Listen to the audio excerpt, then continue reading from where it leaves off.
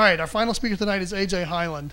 He's the president and CEO of Hyland Software. I think there's a family connection there somewhere, right? So name is on the bill. Yeah, name's on the sign out front. So AJ's been involved with Neosa on and off for the last several years, for quite a long time, really since the very start of Neosa, I think. And we're proud to say that he's recently rejoined the board of Neosa, so we're looking forward to his involvement there. But just share a few facts. He's been with the company since '93. He worked his way around the business, was appointed president in '97 and CEO in 2001. He's on the board of directors for Hyland Software, along with other boards of directors, too. The company has more than 1,100 employees now, and it's easily the largest technology business in Northeast Ohio.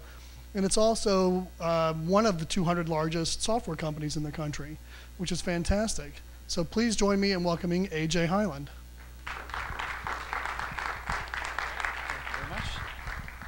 Thank you, Brad. How's everyone doing? Good. I have my notes here in case I lose my way. As Brad said, AJ Hyland from Hyland Software, for those who don't know, based here in Northeast Ohio. We like to call it worldwide headquarters. It just sounds cooler. So that's in Westlake, but we also have offices in Boston and Irvine, California, and Orange County, as well as Sao Paulo, Brazil, London in the UK, and Tokyo, Japan. So international company founded right here in Cleveland by my eldest brother, Packy Hyland Jr., and my father, Packy Hyland Sr., and my brother Chris Hyland, as well as another family, Miguel Zubizarreta and Alfonso Zubizarreta, were the original like horsemen, I guess, of the company early on. So certainly a story that we're proud of here locally, and you know, we're very humble about our beginnings, and we just want to be an example that you can have successful tech companies in this region, and we take that seriously, and we think the best way to prove that is just to continue this story and keep it going. So that's a little bit about this. The title of this talk, as Brad wanted me to give, is what's the future of tech in the CLE in Northeast Ohio. I would let everybody know I am not a futurist by any stretch of the imagination, so I don't spend a lot of my time looking out 15 years and where's everything going to be and cloud-based things. What I try to do, as a CEO should do, is take what might be otherwise complex problems and try to whittle them down to simple solutions or simple ideas. So that's what I've done today in thinking about the future for tech. First and foremost, I think the tech community here in Cleveland is great, and we're very proud to be here. There's other great companies. You know, I'm certainly involved with Neosa and some of the CEO groups that I sit on with, you know, Brand Muscle and Preemptive and Overdrive and what's the Answers, Software Answers as well. So great companies here locally that we continue to tout. It's also got a great infrastructure to help that, and I'll talk about that in a little bit. So, but anyway, it's a great community, and one of the cool things that we do with Neosa is this Thursday, a little plug for the Best in Tech Awards, and once again to show all the different companies and cool things that they're doing. So great ideas and great people here in this region, and once again, we're proud to be there. So I think this region definitely has the chops to keep going and be a great tech company, but a couple things need to happen. First, and we just heard from Bob, funding is going to be key to do this. We've got to be able to create an environment of funding. There's been, you know, success of late. There's more VC activity. There's angel funds. There's other ways to get money through the government. But I don't think without a concerted effort by, you know, state and local government to help with this. And I'm not a particularly big fan of government's involvement in business, but certainly I think we need some defined leadership from government to say, hey, this is an important aspect of what we're doing here in the community. So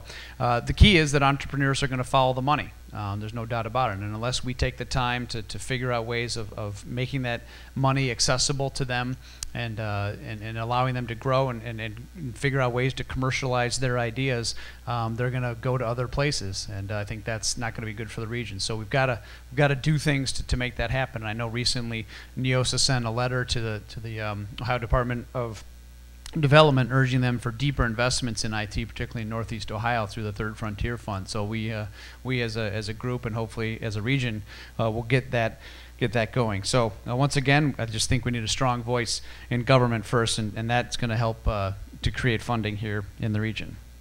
So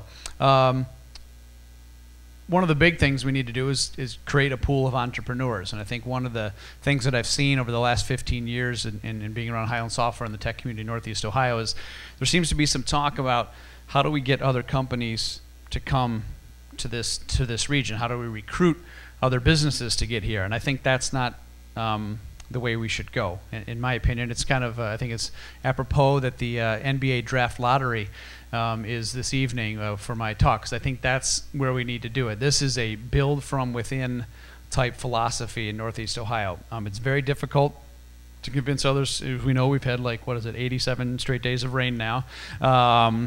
Or whatever it is, we have 66 days of sunshine throughout the year. This isn't necessarily a place you're going to convince a lot of people to be entrepreneurs. So I really think this is a farm team effort in Northeast Ohio. We've got to create, we've got to get out there. Number one, we need increased graduation rates at high schools, period. We need to find ways to get those kids into colleges, and we have to show the college students who have these ideas and are out there studying and are energized by what they need, that this is a community that supports them, that's going to, once again, create funds for them, but it also is a place where they can start a company and be successful. So the key to all of this is certainly patience.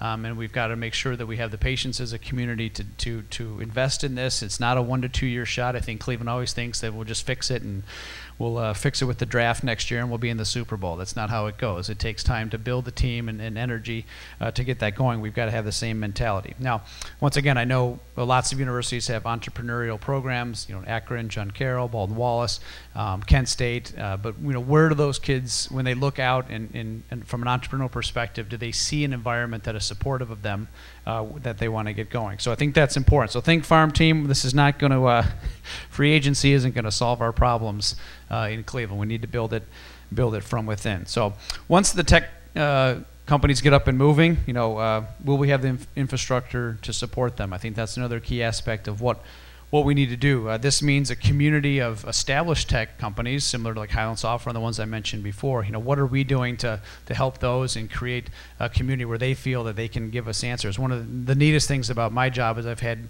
students from Case and others who have come and said, hey, here's our idea. What do you think about it? How can we commercialize this? And it could be anything. Hyland Software has been successful because we've sold through the channel throughout our history. We understand how to develop a channel, what it takes to get a channel, and a lot of these companies are coming to us and say, we have this idea, we don't have enough money to get a direct sales force. How do we leverage other people to sell this product? And we gave some insight to that company, and hopefully they'll continue to grow. So being a community that projects that we have companies here that have been successful that can help others, I think is important. Certainly having a group of accountants, lawyers, business coaches, and everything else is important. And Cleveland's got a plethora of very good ones, but how much do they have a focus on technology? I mean, do they have a practice that talks about intellectual property, or how to write software license agreements for us in particular, or IT agreements that protects all the different companies? So what are they doing to get there? So that's going to be key as well. So even with all this support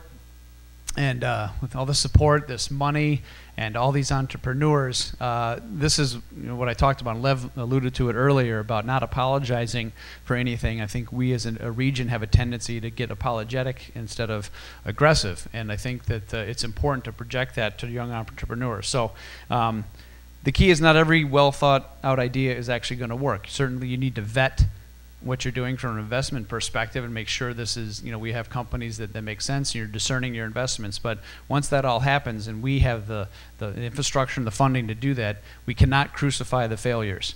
And I think that's a key part of this region. We expect everything to hit and be a home run. And that's just wrong. I mean, you can go to any other region of the company, have 1 or 2 startups tank. People will still invest in you because they know you've learned from your mistakes, and you're going to be able to make better choices and run that company. So we've got to get over this sort of one and done mentality here in Cleveland. It's not those entrepreneurs' fault that we haven't won a sports championship. It's not their fault. So let's continue investing, create an environment that gives them something to do. It's, as I said here, give thinkers and doers a chance to make something happen, and don't drag them down if they don't do that. So so it isn't, I think the inferiority complex is pretty bad here in Cleveland, and it's something that we just got to get over. And one of the ways to do that is to invest. I said invest in the education, give students a chance to realize they can vet their ideas and commercialize their ideas here, create ways of funding those, and a community to help support those. And with that, I think the tech community is going to be strong here in Cleveland. So thank you, Brad. And